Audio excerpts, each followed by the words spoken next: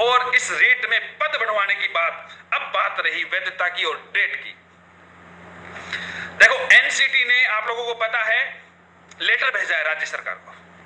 उनका लेटर आया है, विभाग के पास आया है। विभाग ने उस लेटर को समझते हुए एक मिनट्स तैयार की है, जिसके अकॉर्डिंग ये भी बताया गया कि 2011 की भर्तियां होती थी। सरकार ने एनसीटी के अकॉर्डिंग 7 की वैधता की थी। फिर बीजेपी सरकार आई, उन्होंने लगभग 3 सरकार का ऐसा सर्कुलर जारी किया था, वैधता को ना बढ़ाते हुए इस प्रकार से वैधता कम की गई थी। इस प्रकार से अगर मैटर जा सकता तो क्या हो सकता है, तो उन्होंने सरकार को अवगत कराया। अब गेंद पाले सरकार में, सरकार के पास, इसमें फैसला मंत्री जी और सीएम साहब लेने की बात चल रही है। अब बात, कई लोग पूछ रहे हैं 1 पेपर होगा, 2 पेपर होंगे। बातें सारी रखी गई है दोस्तों, बातें सारी रखी गई है। जहां तक संभवता है 1 पेपर ही होगा।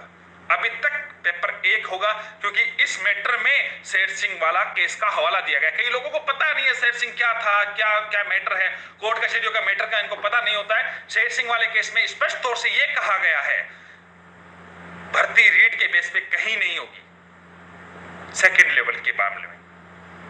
और फर्स्ट लेवल में यह कहा गया था, इस बार आप अगर आपत्ति नहीं आती है तब आप करवा सकते हैं रीट बेस।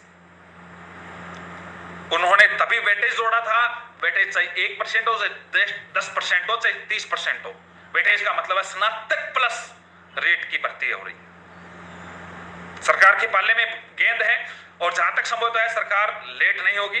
कई लोग बार बार इस प्रकार की बात करें, तो दोस्तों हमारी पूरी कोशिश है कि पद बढ़वाए जाए। और कई लोग कहते हैं आप वैधता बढ़ाने वाले में हो या वैधता के खिलाफ हो।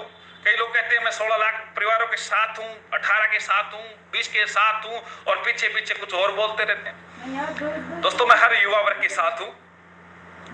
वैधता में कई लोगों ने कहा 1 प्रमाण पत्र एक साथ वैलिड हो तो अच्छी बात है। अगर सरकार वैधता बढ़ाती है तो प्रमाण पत्र एक ही वैलिड हो। मेरे कहने का मतलब है, एक प्रमाण पत्र से एक बार युवा जो नौकरी ले चुका है बार बार, क्योंकि जो व्यक्ति रहा है वो भी बेरोजगार है।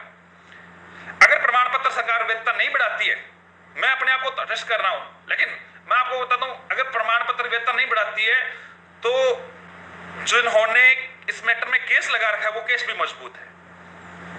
और इस बात को सरकार भी इसको पढ़ रही है, क्योंकि सरकार के पास नोटिस गया है इस मैटर में। आपको पता है विभाग को नोटिस भेजा जाता है कोर्ट्स के द्वारा, तो ये मिनट्स भी तैयार है। और जहां तक मुझे उम्मीद है वैधता बढ़ेगी।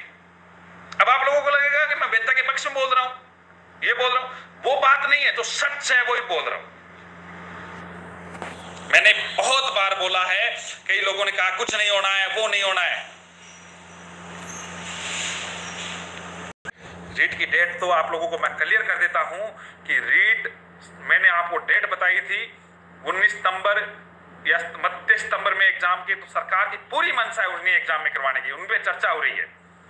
लेकिन यदि जो आरपीएससी के द्वारा कोई बात रखी गई है, क्योंकि इनमें जो डेट्स वो फाइनल कर रहे हैं वो कार्मिक विभाग कर रहा है। इन पे आप लोगों को, कई लोग कहते हैं माध्यमिक शिक्षा बोर्ड का मैटर नहीं है। शिक्षा बोर्ड ने कह दिया हमारे पास ये डेट है, आप लोग जो कहेंगे वो कर देंगे सरकार की तरफ से।